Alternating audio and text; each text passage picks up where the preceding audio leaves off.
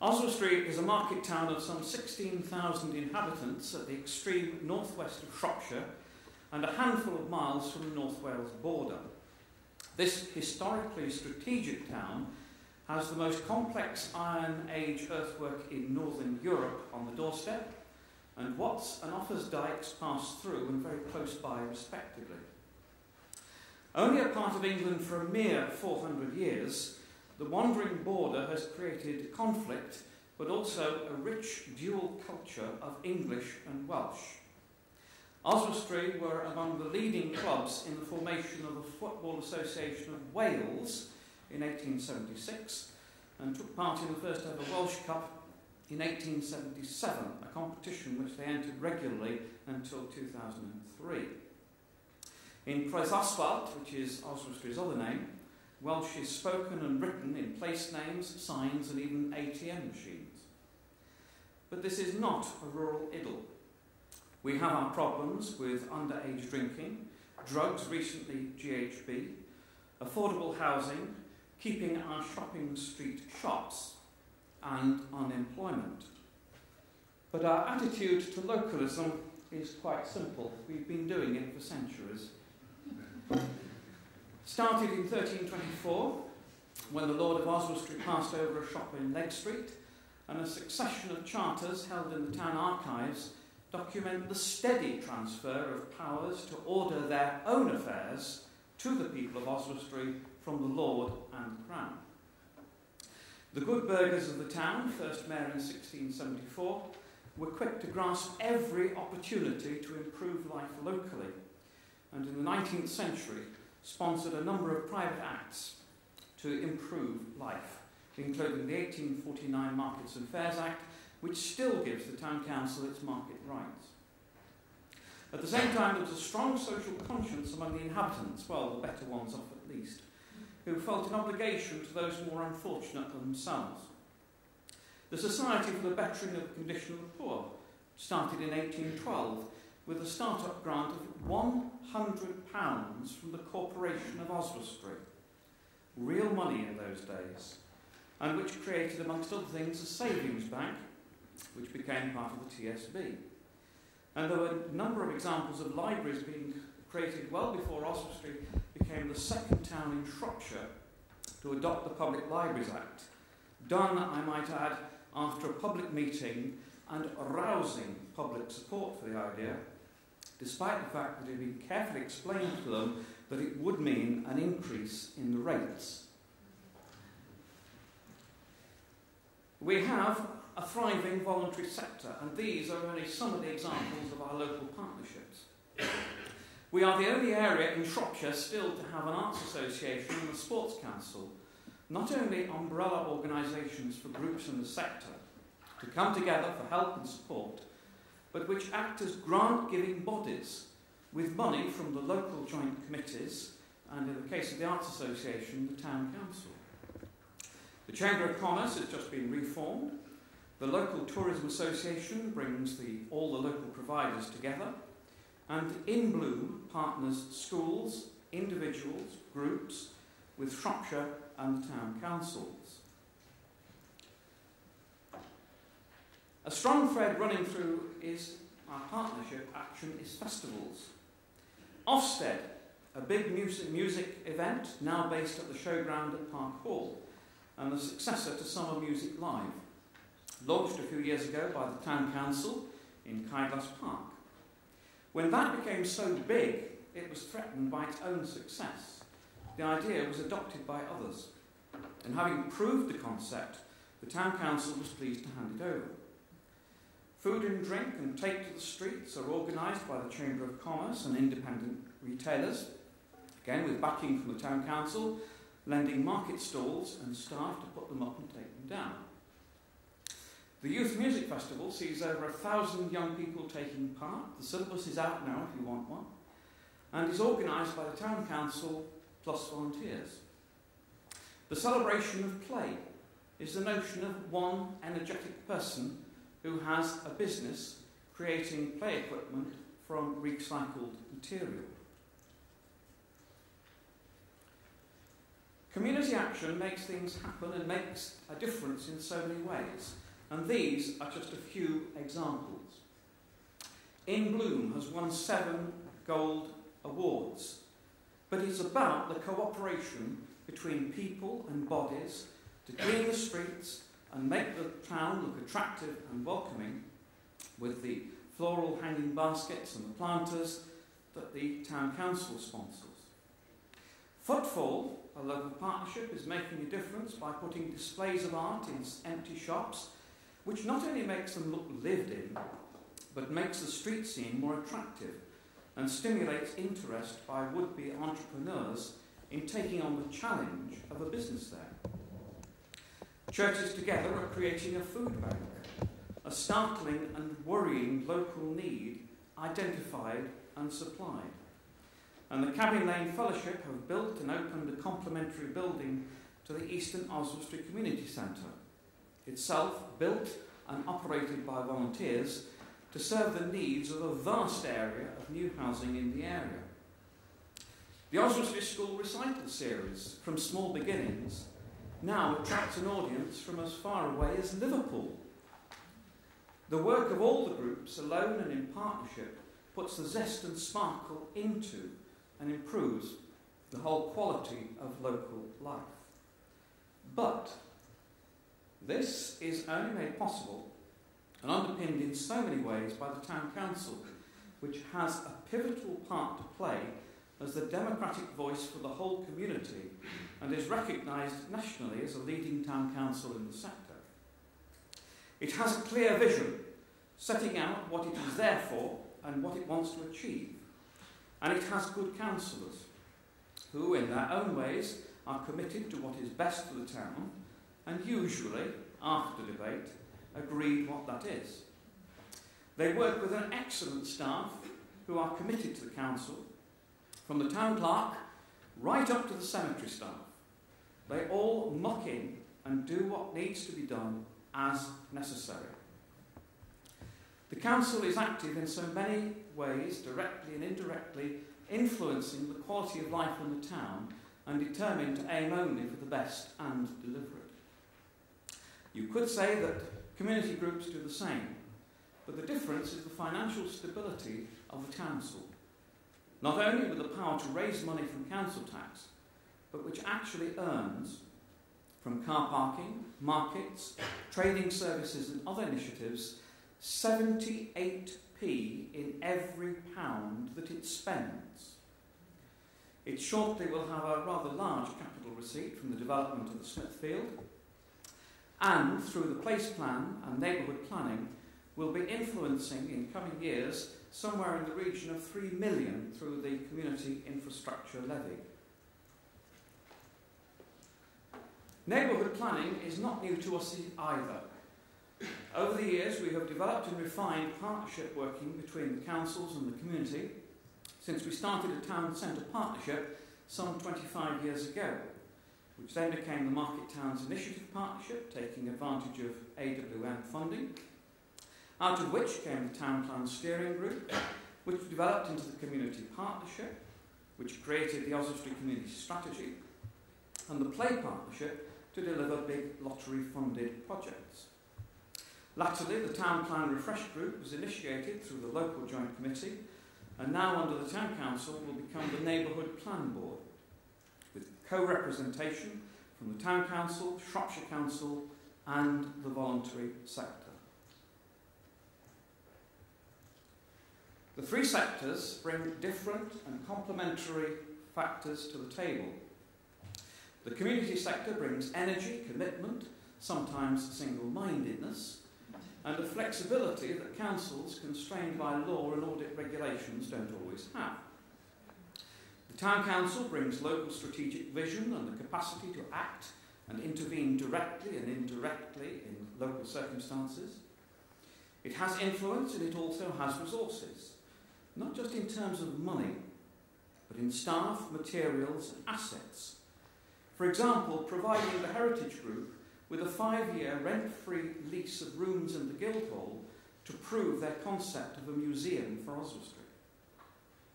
Shropshire Council brings a wider strategic vision and framework setting the context and intervention through influence as well as resources in terms of staff, the community action team, and money through the local joint committees, Market Town Revitalisation Programme, and other sources. The lesson here is to know your community, seize every opportunity that comes your way, and stay flexible, adapt and change to changing circumstances. We are known to be pioneers and successful, and this is our recipe for success. You may have the next ingredients, you may have to adapt them. Take one town council must be active, informed and engaged. Add generous measure of community groups. Season with principal authority. Mix together to release necessary resources. Pour into an agreed policy framework on a base of a shared vision. But do not allow to set hard. The result should not be too runny, but should have a flexible consistency. Localism, Oswestry, we've been doing it for centuries. I must say, I think Ludlow is an amazing advert for your organisation, most beautiful place. I came down to Shropshire not too long ago with my wife and children in the car. As we were driving down from Preston, where I come from, my wife said, "Look around, children, this is what people mean when they say England's green and pleasant land." And I said, "No, it's not." She said, "What do you mean?" I said, "Well, we just come past a sign that says, 'Welcome to Wales.'"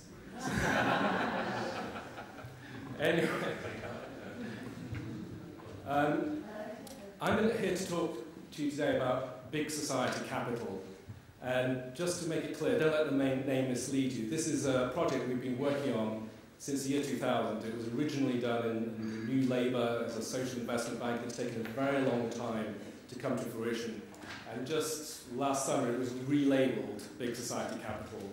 It was going to be called Big Society Bank, but we were told we're not a bank, so we can't be called bank. And the Big Society label reflects the current political imperative. The mission of the Big Society Bank is to boost the ability of social sector organisations, that's charity, voluntary organisations, social enterprises, and all community organisations. It's to boost their ability to deal with social issues. And by social issues, I'm talking about recidivism, I'm talking about children in care, talking about homelessness, drug addiction, chaotic families, a whole range of social issues which this sector is particularly adept at dealing with. So does this work? Oh, there we go. Oops, let's go backwards. That's it. So, what is Big Society Capital? Big Society, the role of Big Society Capital is to build a bridge between social enterprises, that's sustainable enterprises which have a primary mission to deliver a social outcome. So they can be charities, they can be community organisations, they can be for-profit organisations, provided their primary motivation is for profit. So it's for social benefit. It's a social benefit. And the Department for Business Innovation and Skills, under their definition, there are 62,000 social enterprises in the UK currently, employing about 800,000 people.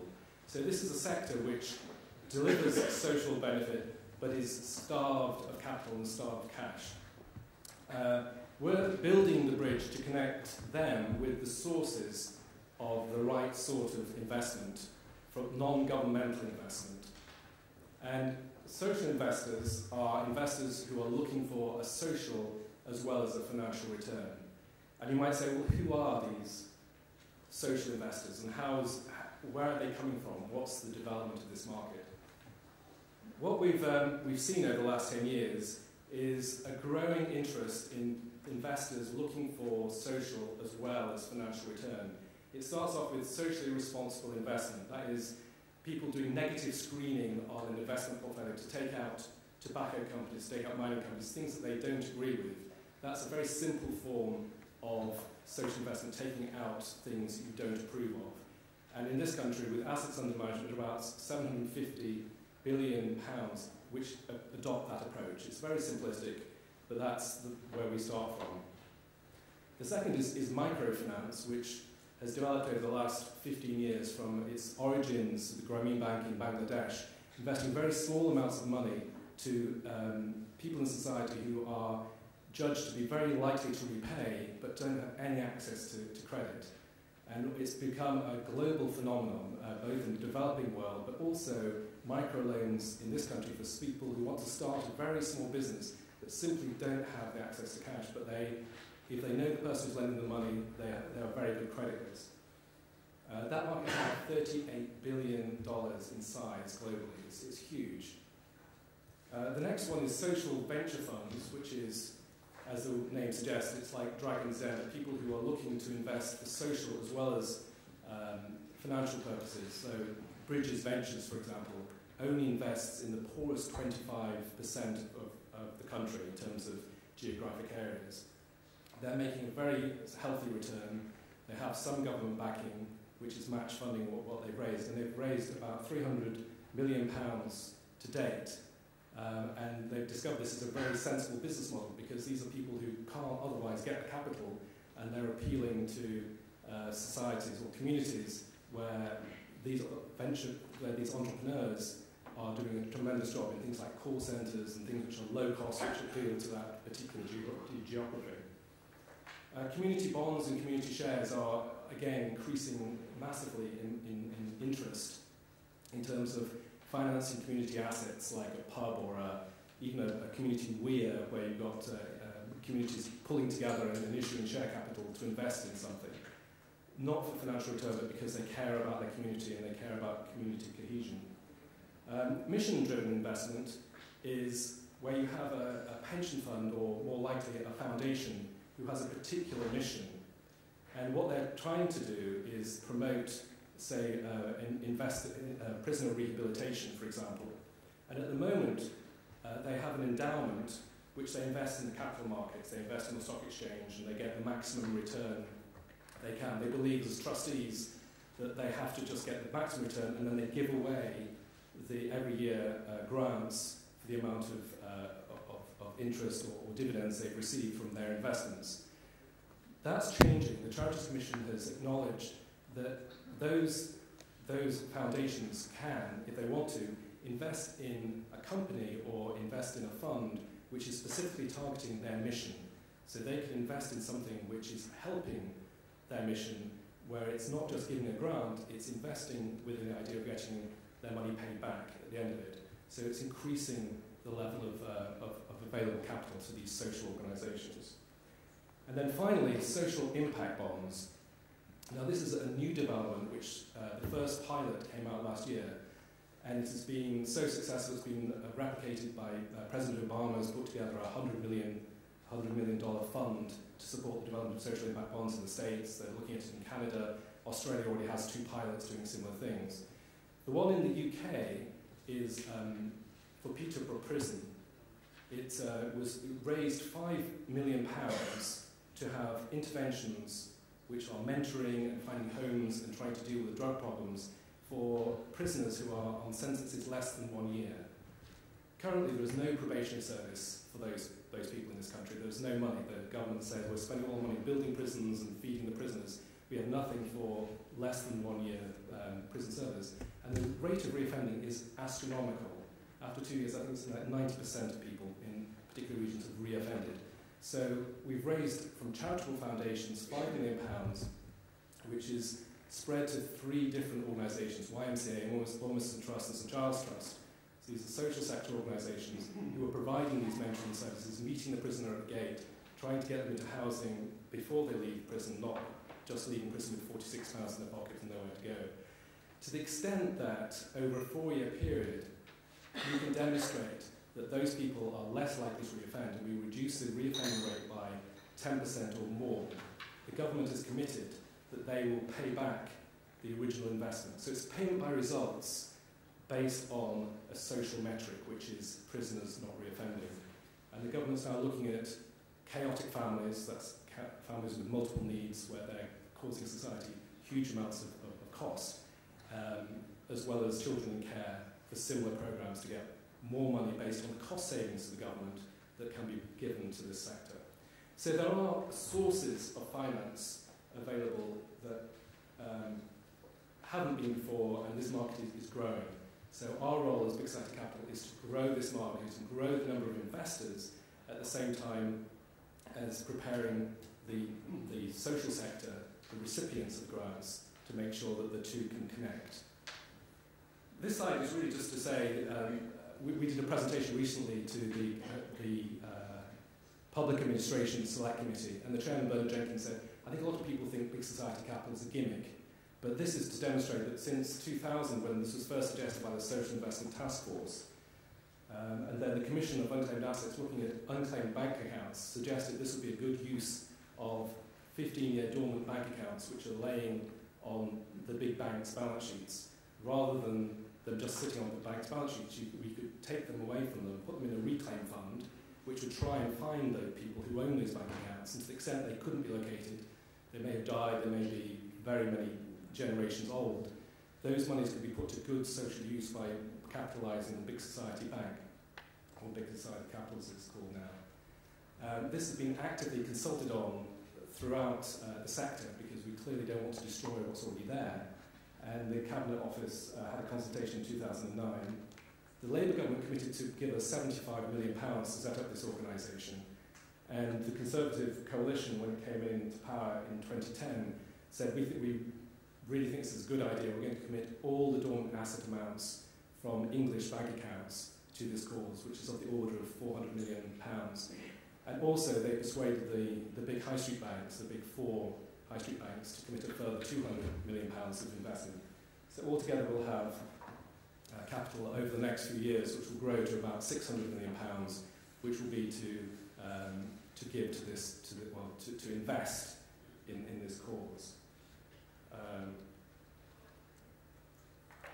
So the way that the Big Society Capital will channel new investments into the market is by taking the dormant accounts amount, which I've just mentioned was £400 million, the Merlin Bank's money. Merlin Banks, this is a sort of a deal, a concordat between the banks and government. The government wouldn't pursue them anymore if they did various good things like lending to SMEs and doing other things. This was part of that agreement. Their money will come into Big Society Capital, which we will then lend to or invest in social investment finance intermediaries. Now, these are providers of capital to the front line, which are the social enterprises. The reason we have to do it this way is if we started lending directly to the frontline services, we would be displacing other people who are currently providing those services. And we want to grow the amount of capital available by growing this middle sector. It's like if you have a bank, if you have a normal business, you have businesses on one side who want capital, you have investors on the other side, and there's a whole bunch of intermediaries in the middle. You have banks, you have fund managers, you have stock exchanges, you have people doing research explaining what is available and how to connect the two. We need to develop a similar mechanism for the social investment market. Similarly to the way in venture capital back in the 1970s, there was no venture capital in this country. The government set up 3I, Investors in Industry, to generate a venture capital industry which is now growing to an enormous size, and everybody now looks to entrepreneurs and venture capital to create new jobs in this country in a way which was unthinkable back in the 70s. But we're looking for a similar revolutionary change for social investment so that people in the future will be able to invest for social good as well as financial gain, and this will be a market to support that investment and make sure people know where to go and know what's available and have some objective standards where these investments can be compared.